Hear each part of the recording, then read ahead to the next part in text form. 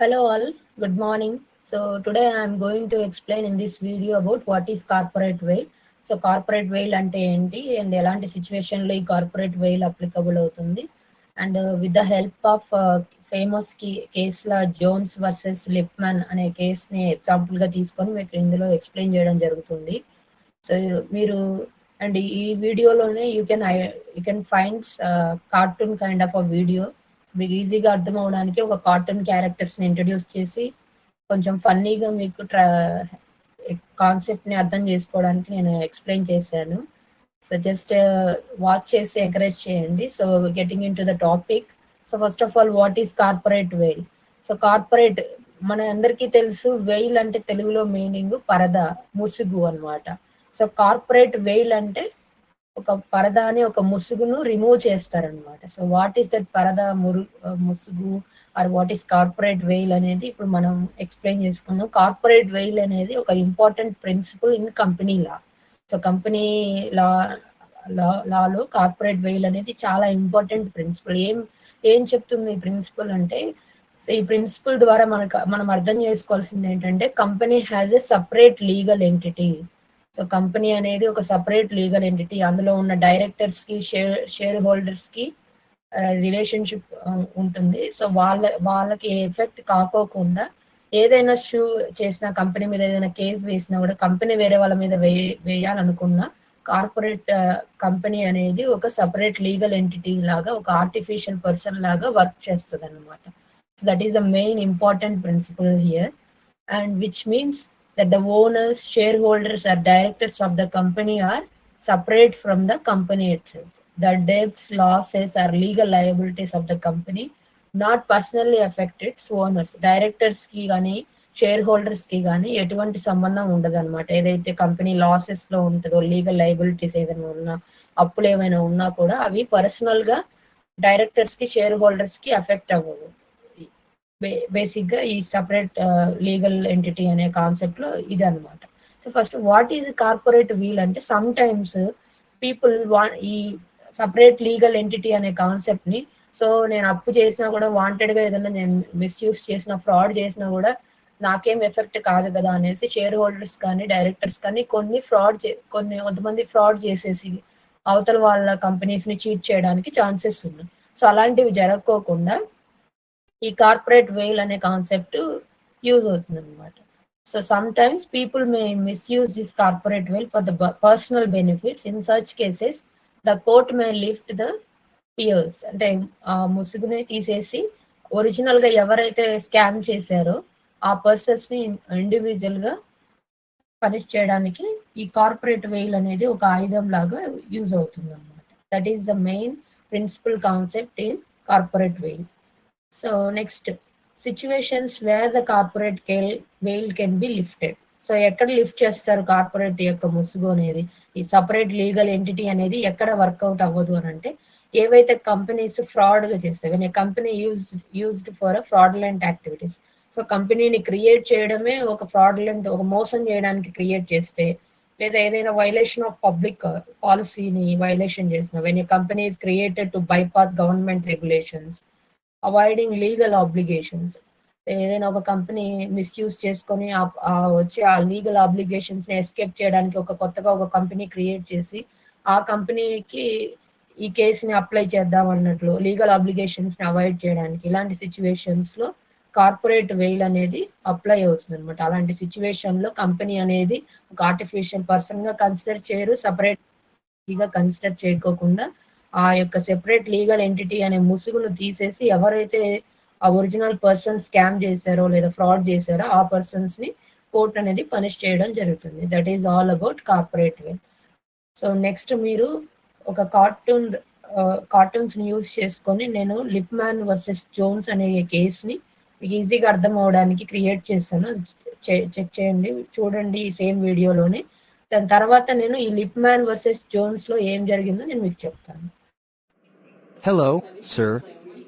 My name is Jones. Hello, Jones. I got to know you are interested in buying my land. Yes, sir. Okay, but I have increased the price, and the final amount is £5,250. He is trying to change my decision, but I will not. Okay, sir, I will still go for it. Okay. All right, done.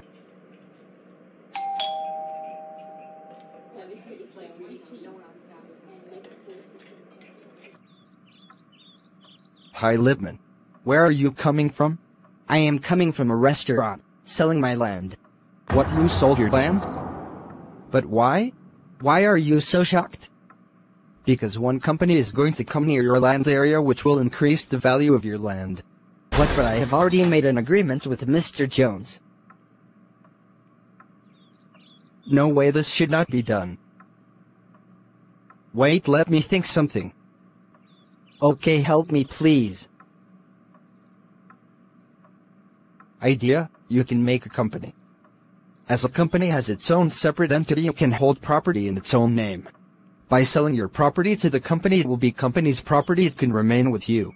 Oh wow, nice idea. తర్వాత అతను he started his own company with the capital amount of 100 euros and made himself director and owner.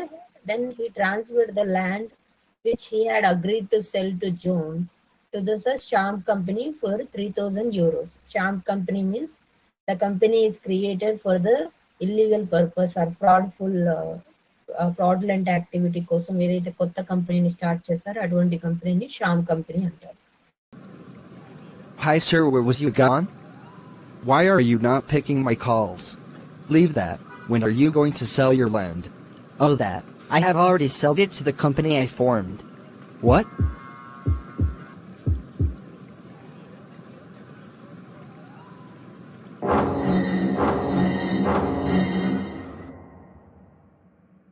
Sir, I have an agreement with Mr. Lipman of buying a land.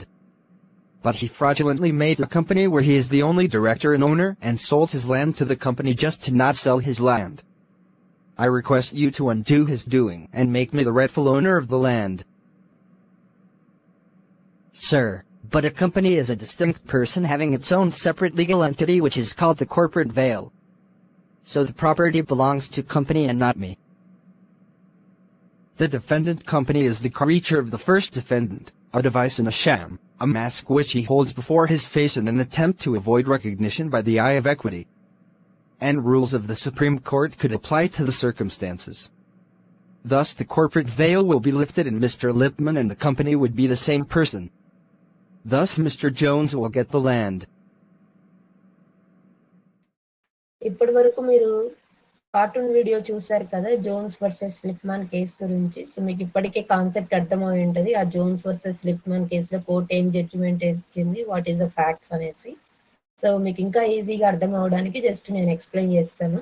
So ఈ కేసులో a person named Lipman agreed to sell a land to Jones.